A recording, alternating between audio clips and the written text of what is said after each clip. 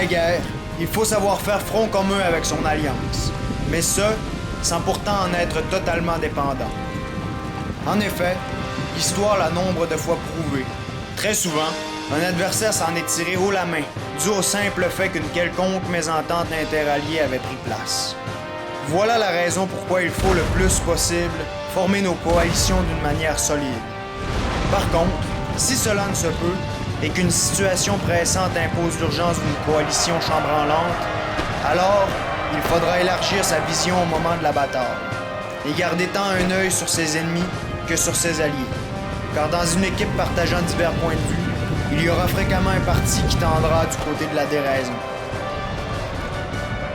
Dans un combat singulier alliant mon personnage, monstre concentrationnaire, au personnage nommé Conrado 417 et Bonnetzai, et nous opposons au trio composé de Taco Bell 92, Pink Noob et The Fallen, nous sauterons sur une parfaite opportunité d'attaque, qui se révélera rapidement décisive pour notre parti. Alors que les 2 tiers de l'armée ennemie sera annihilée et que notre armée épuisée aura besoin de relais, nous constaterons que notre allié trop défensif nous refusera son assistance, mettant ainsi toute notre offensive en péril.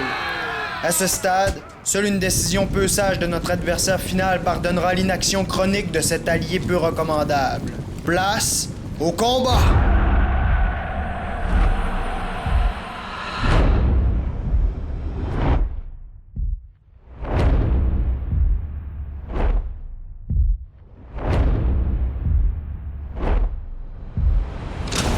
Contrairement à notre habitude, aujourd'hui, on n'observera pas les troupes en présence. Ça, c'est dû au simple fait que, bon, comme vous avez sûrement remarqué dans l'introduction, c'est une bataille 3 équipes contre 3 équipes. C'est donc que je crois pas que c'est nécessaire de mentionner quel type d'unité chacune des armées s'est procurée, d'autant plus qu'il y a environ 10 000 hommes sur le champ de bataille, ou du moins non loin de ça. Ce que je vais vous mentionner, c'est que les armées sont relativement égales.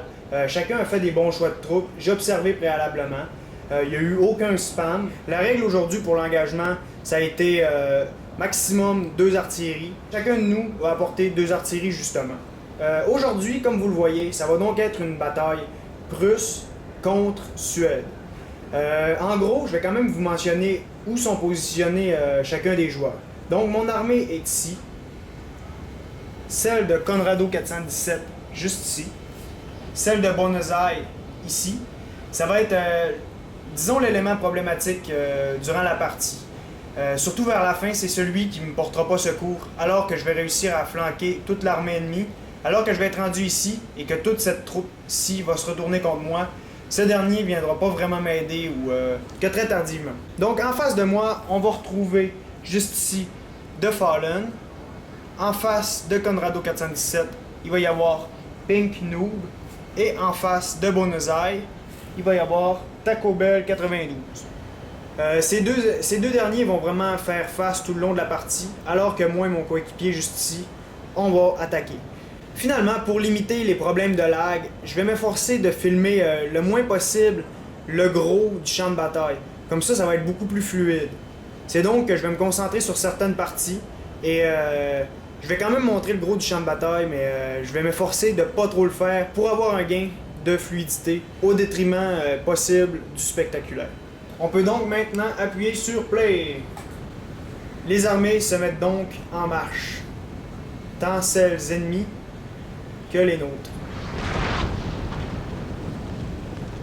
On voit donc que je me fais attaquer par l'artillerie ennemie. Mon premier geste concret, ça va vraiment être de sécuriser ici le guet, de sorte à me procurer une retraite. Même lorsqu'on est en supériorité numérique, il ne faut jamais dédaigner la 2e ligne. Ça, c'est bien important. L'histoire l'a souvent prouvé. Il faut toujours se garder une 2e ligne, ne serait-ce qu'au cas où. C'est donc que je vais investir 3 séries de piques, mais je vais me garder toutefois une réserve de piques avec ces Silésiens juste ici. On voit donc que la totalité de l'armée qui était au milieu et une bonne partie de l'armée qui était en face de moi, donc celle de Fallen, viennent occuper la ville. Ça va donc donner vie à une ville relativement bien fortifiée. De ce côté-ci, donc en face de moi, il reste cependant une bonne partie de l'armée de Fallen, une partie qui ne sera pas négligeable, ça c'est garanti. Alors, ils viennent occuper l'église, bien évidemment, comme 99% des partis dans Dresden. C'est donc que je traverse le gué le plus rapidement possible. J'envoie ma cavalerie de ce côté-ci. Encore une fois, je tiens à m'excuser pour le lag. Comme je l'ai mentionné, il y a quand même environ 10 000 hommes sur le champ de bataille. C'est donc... je traverse le gué, mais pas sans perte. Alors que je vois que cette cavalerie est relativement foutue, je décide de foncer sur ces unités sans défense, donc les Jaegers ennemis. Ce qui va me donner une bonne couverture pour que le reste de mon armée puisse traverser. Comme on peut voir, il y a déjà une unité qui est en train de flancher. Celle-ci est sur le point. J'approche à nouveau mes lanciers qui se sont fait dégommer au début. C'est donc que je vais balayer de ce côté-ci les Jaegers ennemis, alors que lui apporte le soutien de sa cavalerie. Cette occasion me procure donc tout temps pour que je puisse faire traverser mon armée en toute sûreté, ce qui est vraiment ma grande priorité. C'est donc une de mes troupes de cavalerie qui a flanché. Cependant, les deux juste ici continuent de se battre. Je les replie pour maintenant donner le relais à mes Silésiens, mes fusiliers et mes gardes. Les troupes juste ici se font donc réellement surprendre par mon armée qui déboule sur elles. En fait, la presque totalité de l'armée de mon allié va traverser les deux ponts qui seront à sa disposition et vont étrangement entrer en mêlée contre les personnes qui sont dans la ville. Tout cela se déroule alors que le Suédois, juste en face de moi, de Fallen, tente de se replier alors que je suis en train de déployer mon armée pour l'attaquer lors de sa retraite. Complètement à notre droite, les deux armées s'observent. C'est donc alors que j'ai remarqué que mon ennemi a laissé ces deux canons ici sans surveillance. Alors j'envoie une première troupe de lanciers qui va se faire accueillir par une pluie de mitraille. Alors elle entre en contact et subit une défaite. Cependant, le point fort là-dedans, c'est que je la mobilise. Les chevaux s'éloignent. De ce côté-ci, moi et mon allié nous efforçons donc de prendre en étau le Suédois qui tente de se sauver. Et ça, on va faire ça avec grand succès.